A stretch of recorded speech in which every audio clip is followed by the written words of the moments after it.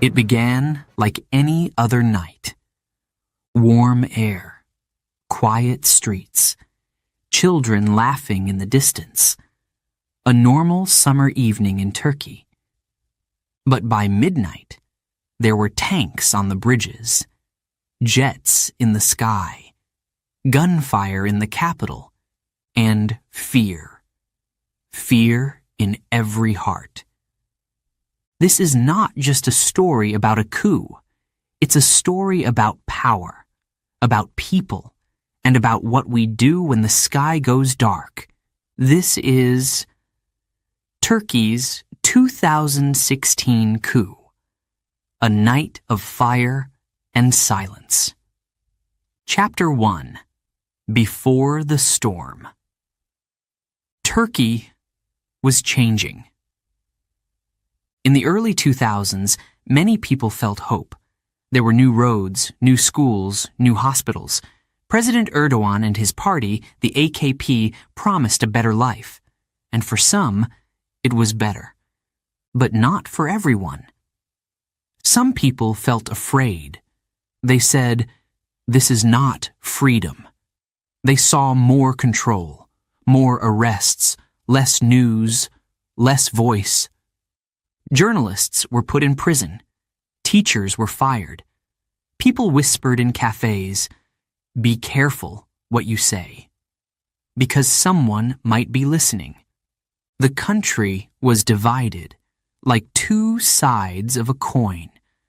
One side said, "We are strong now. We have pride. We are building a new Turkey." The other side said, "We are losing our democracy day by day." The army, once powerful in Turkish politics, was quiet. But it was watching, always watching, in the shadows. There were rumors, talks of secret groups inside the army, talks of a man far away, Fethullah Gulen, a preacher living in the U.S. Some believed he and his followers were building a hidden force, inside schools, courts, police, even the military. Was it true? No one knew for sure. But fear was growing, and silence too. In the summer of 2016, the air was hot, heavy. People walked slowly in the streets, tired from the heat and from worry. Something felt wrong, like a storm was coming. A woman in Ankara, a teacher, said to her friend, "I don't know why, but I feel something bad is going to happen." Her friend laughed nervously. "Don't be dramatic," she said. But she also looked up at the sky and felt the same thing. People still went to work, still bought bread, still drank tea. But under the normal life, there was tension, like a wire pulled too tight. Then came the whisper. "Did you hear? Something's happening in the army." Another voice. "They say Erdogan is in danger." Another. No, it's just talk. Don't believe it." But the whispers grew louder, and the silence became fear. In the days before July 15th, everything looked normal. But history often walks quietly before it screams. And no one, not the teacher, not the soldier, not the man selling fruit in the market, knew how dark the night would soon become. The storm was almost here. Chapter 2. A Strange Night Begins. It was a warm summer night in Turkey. July 15th, 2016. Children were playing outside. Some people were sitting in cafes, laughing, drinking tea. Others were at home, watching TV, waiting for sleep. Everything felt normal, peaceful. But just after 9 p.m., Something changed. A man in Istanbul looked up. He saw a helicopter flying low, too low, then another and another. "What's going on?" he asked his wife. She didn't know. At the same time, on the Bosphorus Bridge, soldiers appeared. They carried guns. They stood in silence. They stopped traffic. No one could cross. A driver got out of his car and shouted, "Why are you here? What's happening?" No answer. Just silence and soldiers. In Ankara, the capital city, people heard something strange. A loud sound in the sky. Jet planes, flying fast, too fast. One woman covered her ears and screamed, "What is that? Are we at war?" The sky shook, windows rattled. People started to panic. News was slow, confused. TV stations said nothing. Then, the internet slowed down. Social media stopped working. "What's happening?" someone whispered. No one could answer. Some thought it was a terror attack. Others said, "It's a military exercise, just training." But then, the shooting started. Bang, bang, bang. Gunfire in the dark, at the police station, at the Parliament building, at people. A man shouted, "Go home! Stay inside!" Another cried, "Is this a coup?" That word, coup, a word full of fear, a word from history, a word that meant the army was trying to take control. But was it really a coup? Was this real? People turned on the TV. Some channels were off. Others were playing music. Then, one reporter appeared. Her hands were shaking. She said only one word. Emergency. A young woman in Izmir held her phone and called her mother. "Are you okay?" Her mother was crying. "I don't know what's going on," she said. "But it's not safe. Stay home."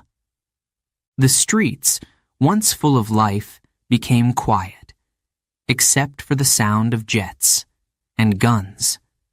Fear spread like smoke, fast, heavy, hard to breathe.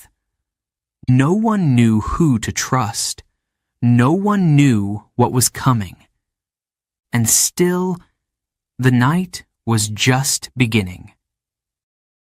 Chapter 3. Tanks in the Streets. The sound came first, a deep, heavy sound. Not like a car, not like a plane. It was slower, louder, stronger. Tanks, real tanks, on the streets of Turkey. In Istanbul, in Ankara, in front of buildings, bridges, airports. Soldiers were everywhere. Their faces were cold. Their guns were ready. People started to run. A young man dropped his shopping bag and shouted, "What is this? What's happening?" An old woman held her chest, breathing fast. "I've seen this before," she said. "In the old days, this is how it starts." A child pointed and asked, "Are we going to war?" No one answered. The streets were full of confusion and fear. At Ataturk Airport in Istanbul, people were stuck. Some lay on the floor. Others looked at the screens. All flights canceled. A woman tried to leave, but a soldier stopped her. "Go back," he shouted. She raised her hands and stepped away. Tears filled her eyes. Another man said, "They're trying to take power. This is a coup." The word spread like fire. Coup. Coup. Coup. But who was behind it? The army? A group inside the army? Was the president safe? So many questions. No answers. One man stood in front of a tank. He wore jeans, a white shirt. He had no weapon, just his body. He raised his hands and shouted, "This is our country. You can't take it." The tank stopped. The soldier inside didn't move. Another tank rolled forward, and this time, it did not stop. People screamed. They ran. But not all of them. Some stayed. They shouted. They cried. They prayed. Gunfire hit the night air. Tear gas filled the streets.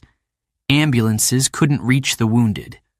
Lights flashed, sirens screamed, hearts pounded. In some neighborhoods, people banged pots from their balconies. They shouted, "No to the coup, no to fear." In others, silence, darkness, waiting. A young boy held his mother's hand tightly. "Will we die tonight?" he asked. She looked down and didn't answer. Because she didn't know. Nobody knew. All they knew was this. Tanks were in the streets, and the country was changing, fast. Chapter 4. The President Speaks. The country was shaking. Tanks rolled through the streets. Jets flew low across the sky. People were running, hiding, crying. And the president? No one had seen him. Where was he? Was he alive? Was he safe? Was he even still in Turkey? Many people waited in front of their TVs, hoping, fearing, wondering. In some homes, families held hands and prayed. In others, people just stared at the dark screen, silent, tense, hearts heavy. Then, around midnight, something strange happened. A news channel turned back on. Not a big speech. Not a studio. Just a phone.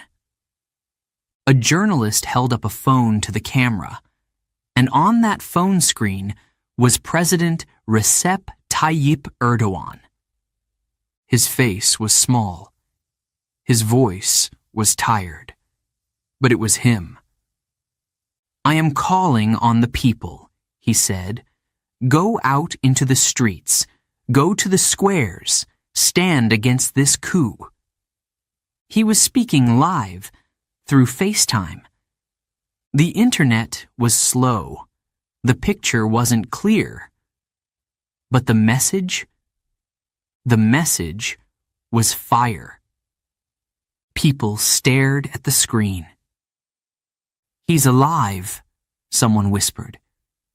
"He's fighting," said another. "He's asking us to help." And just like that, the fear began to change. Yes, there was still danger. Yes, the streets were still full of soldiers. But now, there was something else. A voice. A leader. A choice. In one house, a young man stood up. "I'm going," he said. His mother grabbed his arm. "No," she cried. You'll be killed. But he pulled away. He called us, he said. We have to answer. And he ran out the door. In another home, a woman put on her headscarf. She told her husband, "We have to go. Now." They took their children, and they went. Mosques began to call out over the loudspeakers, not for prayer, but for action. Come out! Protect your democracy!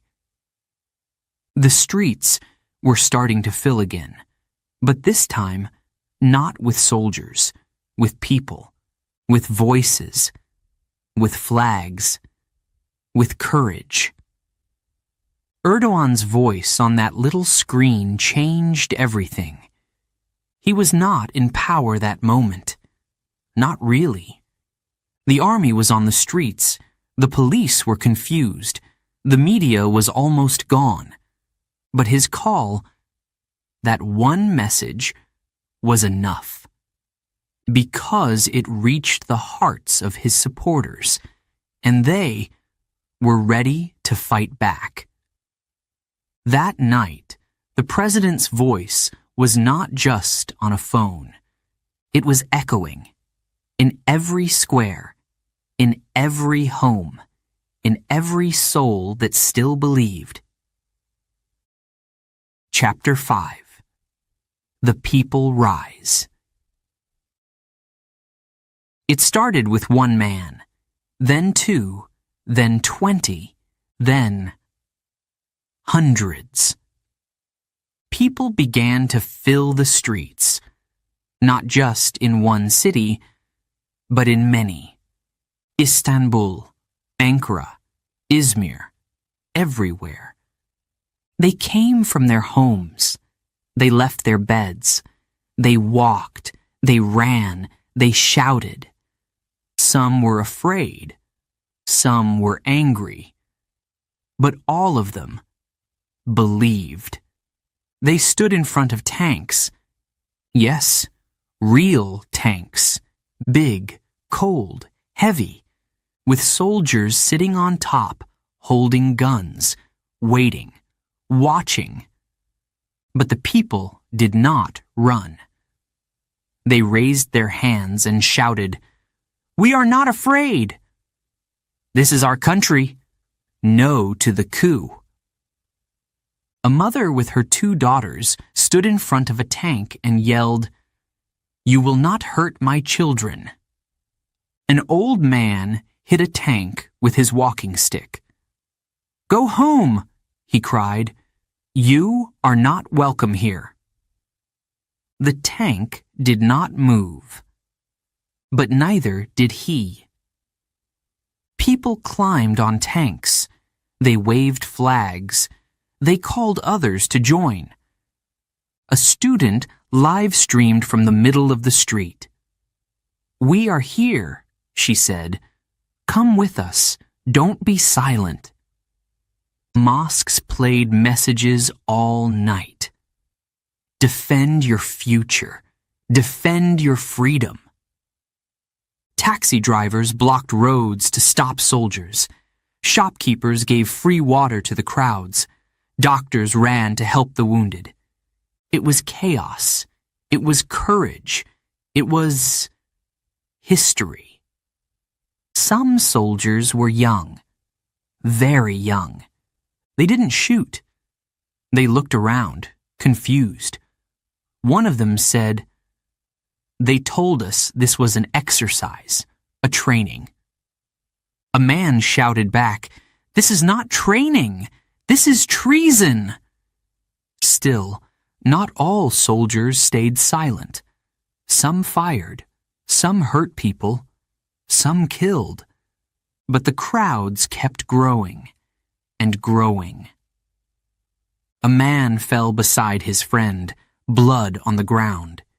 His last words were, "Tell my son, I did this for him." By sunrise, the people had taken back many streets. Tanks were stopped. Soldiers arrested. Some ran away, dropping their weapons. The coup was not over. But something had changed. It wasn't just the president's call. It wasn't just one speech. It was the people, men, women, young, old, standing tall, holding hands, facing fear, with fire in their hearts. That night, they rose, not because they had to, but because they chose to. Chapter 6. Fire and Fear. The streets were full. The people were rising. They were strong. But the night was not over. Not yet. Suddenly, gunfire. Sharp. Loud. It cut through the darkness like a knife. People screamed. Some dropped to the ground. Others ran, looking for cover. But some stood still. In Ankara, helicopters flew low above government buildings. Too low. Windows shook. Alarms rang. Then came the missiles. One hit the Parliament building. Another hit the police headquarters. A reporter shouted on TV, "They're attacking their own country!" Boom. Glass shattered. Flames rose. The night sky was no longer black. It was red. Red with fire. Red with fear. Inside the Parliament, lawmakers hid under tables. They covered their heads. Some cried. "We are under attack!" someone yelled. Another voice. "Keep the cameras on! Let the world see this." But the world didn't know what to believe. Even inside Turkey, people were confused. Was this real? Was it ending? Or just beginning? Back in the streets, people carried the wounded. A young woman, shot in the leg, whispered, "Don't leave me." A stranger held her hand and said, "I won't." A father pressed his jacket to his son's chest. "Stay with me. Please stay with me." Sirens screamed in every direction. But help was not enough. There were too many, too fast, too sudden.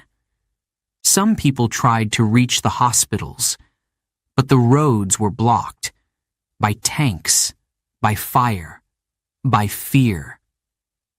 Even in the noise, there were quiet moments. A man kneeled beside a body and prayed. He did not know the name, but he prayed anyway. A woman gave her phone to a stranger. "Please," she said, "call my family. Tell them I'm okay." And a soldier, just a boy, really, sat on the sidewalk, shaking.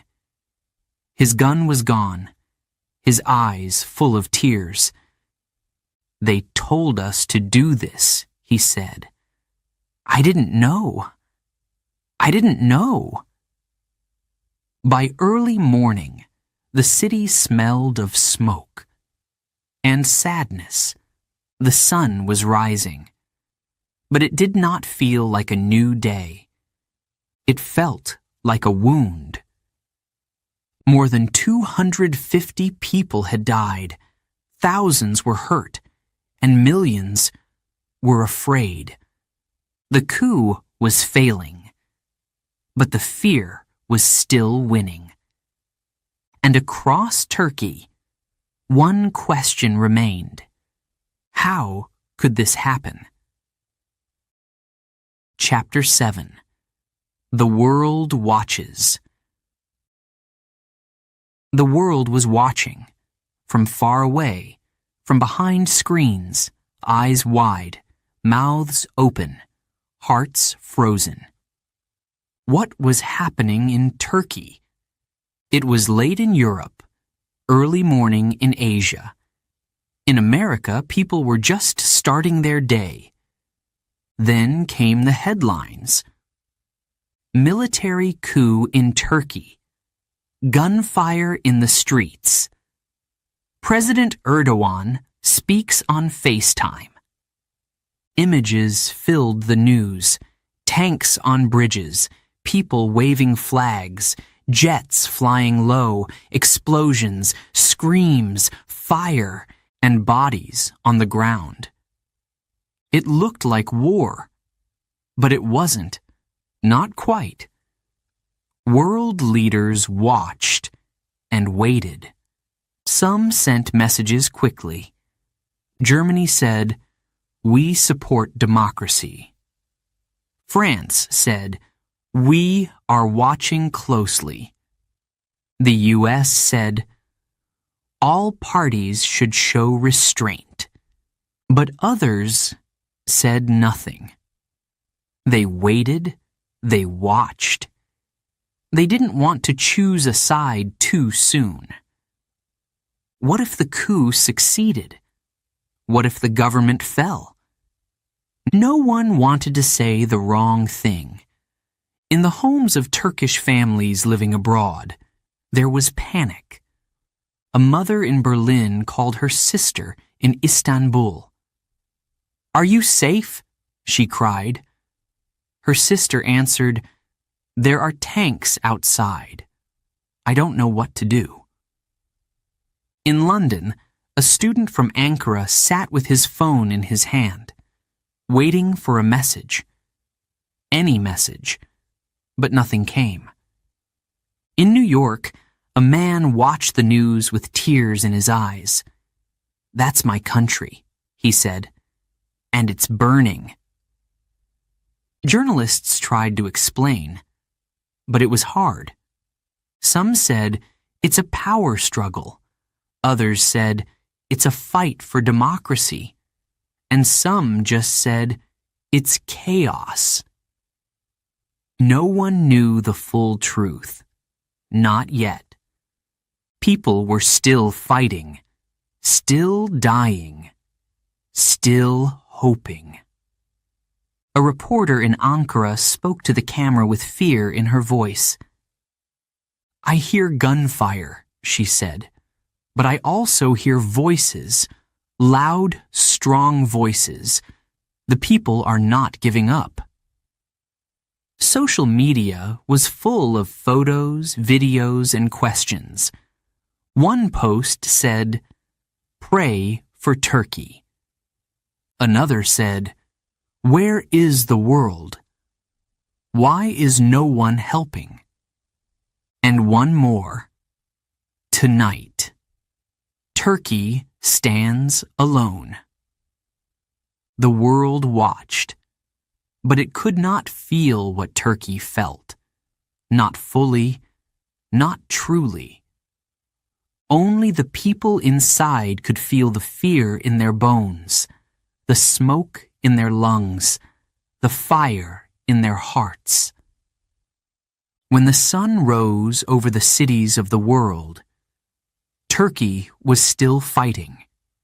The coup was not finished, but the world had seen enough to know one thing. This was not just a moment. It was history, and history was still being written. Chapter 8. After the Battle. The morning after was not quiet. There was no peace, no celebration, only smoke, silence, and sorrow. Yes, the coup had failed, but something else had begun. Soldiers were taken from the streets. Some were arrested. Some were beaten. Some looked like boys, not men. In the squares, people stood with flags. Some cried. Some prayed. Others shouted, "Justice! Punishment! Traitors must pay!" The fear of losing the country had now turned into something else: anger. The government moved fast, very fast. Thousands of people were arrested: soldiers, judges, teachers, police, pilots, professors, men and women, old and young, some guilty, some just afraid. A school teacher in Izmir was told not to return to work. No reason, no warning. A father of 3 who worked at the court came home one day and said, "They took my ID. They said I'm under investigation." His wife asked, "But why?" He looked down. "I don't know." Television stations were closed. Newspapers disappeared. Voices that once spoke freely went silent. People looked over their shoulders before speaking. They whispered in cafes. They deleted old posts on Facebook. The streets were calm, but the fear was different now. Not from tanks, but from questions. Who can I trust? Who is watching me? Am I next? The president gave strong speeches. He called the night a gift from God. He said it was a chance to clean the system, to remove all the enemies one by one. He spoke of unity, of strength, of justice. But not everyone felt safe. Some felt hunted, forgotten, alone. A student at the university said, "My professor disappeared. They say he was part of the coup, but he taught literature, not war." Her voice trembled. "I don't know who to believe anymore." Lists were made. Thousands of names. Fired. Suspended. Arrested. In just a few weeks, Turkey had changed.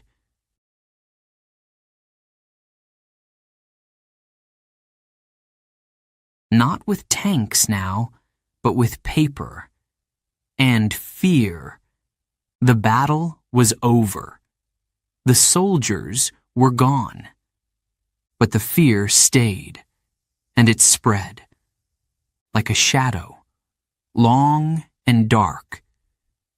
People no longer asked, "Is this a coup?"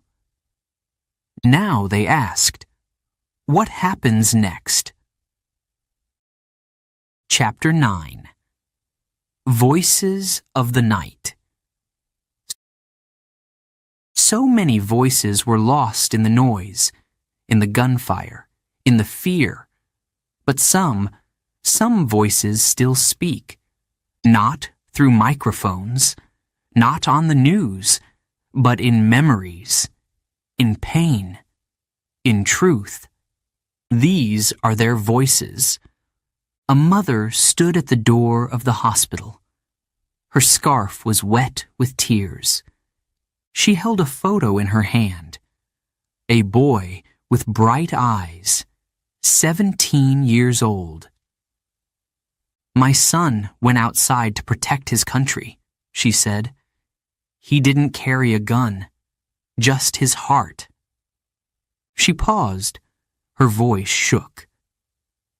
"They brought him back, with a bullet in his chest." She looked at the sky. Why do the brave ones die?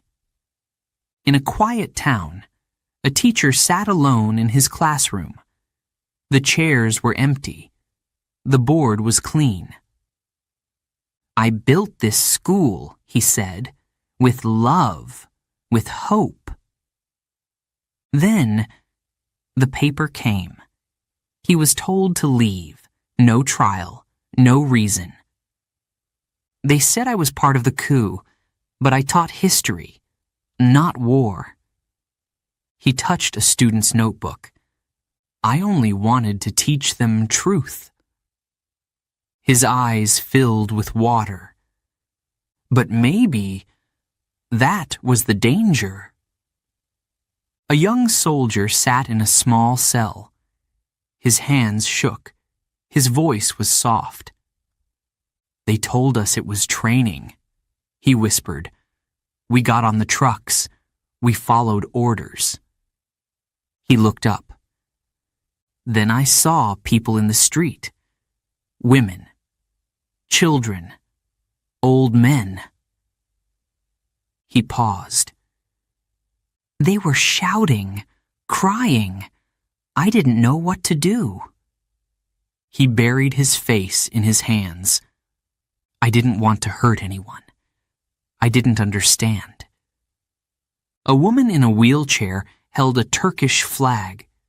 She had been hit by a bullet that night. Now she could not walk. They say I'm a hero, she said. But I don't feel like one. She looked at her legs, at the medal they gave her. I miss dancing with my daughter. I miss walking in the park.